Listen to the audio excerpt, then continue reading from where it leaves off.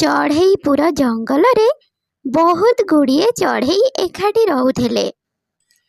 ସେମାନେ ପ୍ରଭୁ ଜଗନ୍ନାଥଙ୍କର ବହୁତ ବଡ଼ ଭକ୍ତ ଥିଲେ। ସେମାନେ ପୁରୀକି ରଥ ଟାଣିବାକୁ ଯାଇପାରୁନଥିଲେ ବୋଲି ସେମାନଙ୍କ ମନ ବହୁତ ଦୁଃଖ ହେଉଥିଲା। ତେଣୁ ସେମାନେ ଚିନ୍ତା କଲେ, ଆମେ ଗୋଟେ ରଥ କରିବା ଆଉ ଜଗନ୍ନାଥଙ୍କୁ ବସେଇ ଆମେ ରଥ ଟାଣିବା। ଆରେ ଭାଇମାନେ, କୁଆଡ଼େ ଗଲ ସବୁ? ଜଲ୍ଦି ଆସ, ରଥ ଟାଣିବା ସମୟ ହେଇଗଲାଣି। ଆରେ କୁନା ଭାଇ, ତୁମେ ସମସ୍ତଙ୍କୁ ଟିକେ ଡାକିଦିଅ। ହଁ କୁନା ଭାଇ, ମୁଁ ସମସ୍ତଙ୍କୁ କହିଦଉଛି। ହେଲେ ତୁମେମାନେ ମୋ କଥା ଟିକେ ମନ ଦେଇ ଶୁଣ।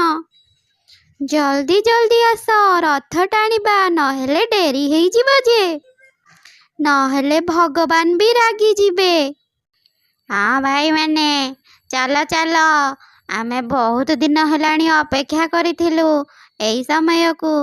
କେବେ ରଥଯାତ୍ରା ହବ ଆଉ ଆମେ ରଥ ଟାଣିବା। ହଁ ହଁ, ମୁଁ ରଥ ଦଉଡ଼ି ବାନ୍ଧି ଦଉଛି, ତମେମାନେ ସବୁ ଆସ। ଆରେ ଭାଇମାନେ, ନନା କୁଆଡ଼େ ଗଲେ? ନନା ଆସିଲେଣି ନା ନାହିଁ ବା? ହଁ ରେ ପୁଅ, ମୁଁ ଆସିଗଲି। ମୁଁ ଆସିଗଲି ରେ ପୁଅ, ଆଉ ଜମା ଚିନ୍ତା କରନା। ଚଢ଼େଇମାନେ ରଥ ଟାଣିବା ଆରମ୍ଭ କଲେ।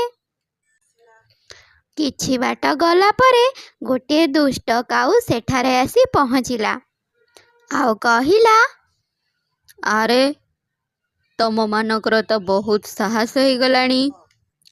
ତମେମାନେ ମୋ ଘର ବାଟ ଦେଇ ରଥ ନେଇଯାଉଛ? ତମର ତ ଭାରି ସାହସ। ମୁଁ କହୁଛି ଫେରିଯାଅ, ମୋ ଘର ସାମ୍ନା ଦେଇ ତମେ ରଥ ନେଇକି ଯାଇପାରିବନି। ଆରେ କାଉ ଭାଇ, ତମେ ଏମିତି କ'ଣ କହୁଛ? ଆଜି ପରା ରଥଯାତ୍ରା, ଆଉ ରଥ ଟାଣିବୁନି କେମିତି? ପ୍ରଭୁ ଜଗନ୍ନାଥଙ୍କର ରଥ ନେଇକି ତମ ଘର ଆଗରେ ଗଲେ ତମର ଅସୁବିଧାଟା କ'ଣ ହେଉଛି?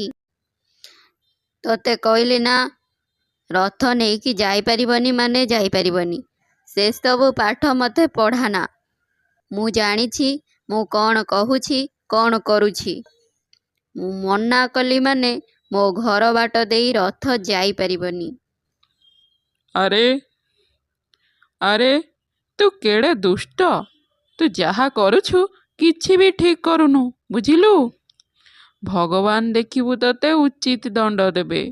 ଏତିକି କଥା ଚଢ଼େଇମାନେ କହିବା ପରେ କାଉ ବହୁତ ରାଗିଗଲା ଆଉ ରାଗି ଯାଇ ସେ ଚଢ଼େଇକୁ ମାରିବାକୁ ଲାଗିଲା। ସେହି ସମୟରେ ପ୍ରଭୁ ଜଗନ୍ନାଥଙ୍କ ଆଖିରୁ ଗୋଟିଏ ତୀବ୍ର ଶକ୍ତି ଆସିଲା ଆଉ କାଉ ଦେହରେ ଯାଇ ବାଜିଗଲା ଆଉ କାଉ ସେଠାରେ ଛଟପଟ ହେଇ ମରିଗଲା। ସବୁ ଚଢ଼େଇମାନେ ଖୁସିରେ ହରିବୋଲ ହୁଳହୁଳି ପକେଇଲେ ଆଉ ମହାପ୍ରଭୁଙ୍କ ରଥକୁ ଟାଣିବାକୁ ଲାଗିଲେ। ଜୟ ଜଗନ୍ନାଥ, ଜୟ ଜଗନ୍ନାଥ, ଜୟ ଜଗନ୍ନାଥ। ପ୍ରଭୁ, ତମେ ହଉଛ ଲୀଳାମୟ, ତମକୁ କୋଟି କୋଟି ଜୁହାର। ପ୍ରଭୁ, ତମକୁ କୋଟି କୋଟି ଜୁହାର। ରଥ ଟାଣରେ ପିଲାମାନେ, ହରିବୋଲ ପକାଅ, ହରିବୋଲ, ଜୟ ଜଗନ୍ନାଥ। ଆପଣମାନଙ୍କୁ ଯଦି ଚଢ଼େଇମାନଙ୍କ ରଥଯାତ୍ରା ପସନ୍ଦ ଆସିଛି, ଆପଣମାନଙ୍କୁ ଅନୁରୋଧ, ମୋ ଚ୍ୟାନେଲକୁ ଲାଇକ୍, ସେୟାର, ସବସ୍କ୍ରାଇବ୍ କରନ୍ତୁ। ଆଉ ଗୋଟେ ସୁଇଟ୍ ସା କମେଣ୍ଟ ଦେବାକୁ ଭୁଲନ୍ତୁନି। ଜୟ ଜଗନ୍ନାଥ।